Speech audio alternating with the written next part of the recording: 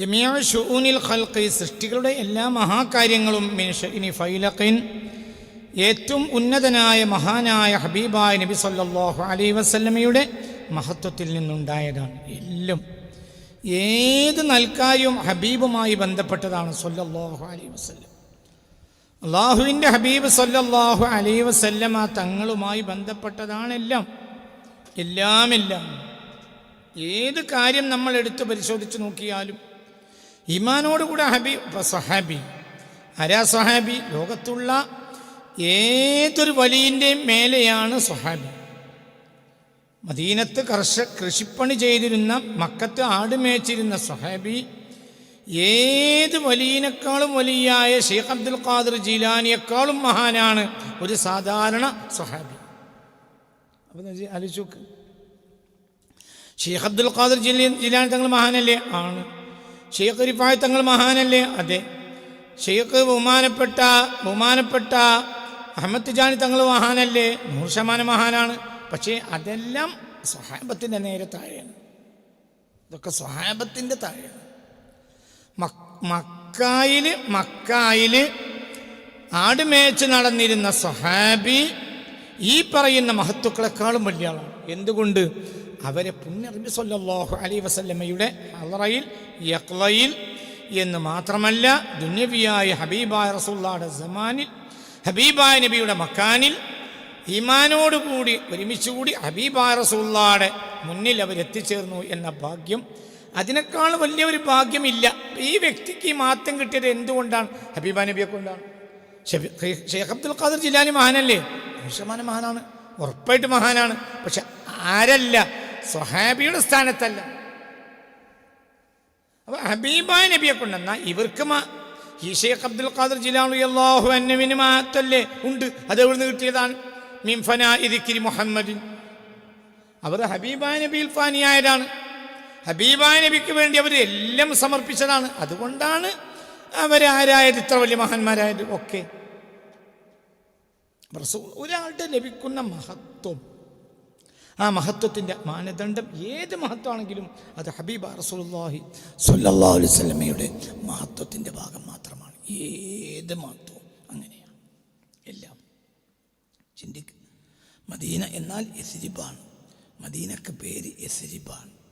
പിന്നെ അതിന് മദീനയായത് അത് മദീനത്തുർ റസൂലാണ് സ്വല്ലല്ലാഹു അലൈഹി വസല്ലം.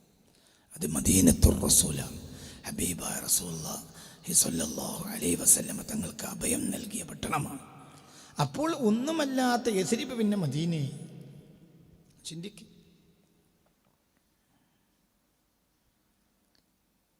ഒന്നുമല്ലാത്ത നാടാണ്. അവിടെ പോയ ആളുകൾക്ക് പനി പിടിക്കുന്ന നാടായിരുന്നു ഈ ചതുപ്പും പച്ചപ്പും ചതുപ്പു നിലവും ഉള്ള ഈ ഭൂമി. പിന്നെ ലോകത്തിൻ്റെ കേന്ദ്രമായി മാറി. എന്തുകൊണ്ട്? അത് ഹബീബ റസൂലുള്ളാഹിന്റെ അഭയകേന്ദ്രമായി സ്വല്ലല്ലാഹു അലൈഹി വസല്ലം. അപ്പോൾ ഒരു വസ്തു എന്താണെങ്കിലും, എന്ത് സാധനമാണെങ്കിലും, എന്തും ബഹുമാനപ്പെട്ട സയ്യിദുനാ ഉമർ ഇബ്നുൽ ഖത്താബ് റളിയല്ലാഹു അൻഹുവിൻ്റെ വീട്ടിൽ ഹബീബ റസൂലുള്ളാഹി വന്നിട്ട് ഒരിക്കൽ ഒരു മരച്ചുവട്ടിലിരുന്നു. ആ വീട്ടുവളപ്പിലുള്ള ഒരു മരച്ചുവട്ടിൽ ഹബീബ നബി ഇരുന്നു. പിന്നെ അതുമുതൽ ആ മരത്തിന് വെള്ളം കൊടുത്ത് അതിനെ സംരക്ഷിക്കൽ പതിവാക്കി സയ്യിദുനാ ഇബ്നു ഉമർ റളിയല്ലാഹു അടക്കമുള്ള വീട്ടുകാർ. എന്തുകൊണ്ട്? ഇസ്തളല്ല ബിഹൻ നബിയുൽ മുസ്തഫ. അതിൻ്റെ തണൽ ഒരു ദിവസം ഹബീബായ നബി അനുഭവിച്ചു എന്നുള്ളതാണ് കാര്യം. സ്വഹാബത്തിന് ഏറ്റവും ഇഷ്ടപ്പെട്ട പച്ചക്കറി ദുബാ ആണ്. എന്താണ്? അത് ചെരങ്ങയാണ്. എന്തുകൊണ്ട്? കാന യുഹിബ്ബുഹു നബിയുൽ മുസ്തഫ. റസൂലുള്ളാഹിക്ക് ചെരങ്ങ വലിയ ഇഷ്ടമാണ്. മനസ്സിലായില്ലേ? റസൂലുള്ളാഹിക്ക് ചെരങ്ങ ഇഷ്ടമാണ്. അതുകൊണ്ട് സ്വഹാബത്തിന് ചെരങ്ങ ഇഷ്ടമാണ്. അപ്പോൾ ചെരങ്ങക്ക് ഇത്ര വലിയ മാറ്റം ഉണ്ടാകാൻ കാരണം ചില നാട്ടുകാർ ചെരക്കാന്ന് പറയും. നമ്മുടെ നാടിലൊക്കെ ചെരങ്ങാന്ന് പറയും. അതെന്താ? അത് റസൂലുള്ളാഹി കഴിച്ചതാണ്. സ്വല്ലല്ലാഹു അലൈഹി മുഹമ്മദ് മുസ്തഫ. റസൂലുള്ളാഹി ഇഷ്ടപ്പെടാൻ അതിനൊരു കാരണവും ഉണ്ടാവും.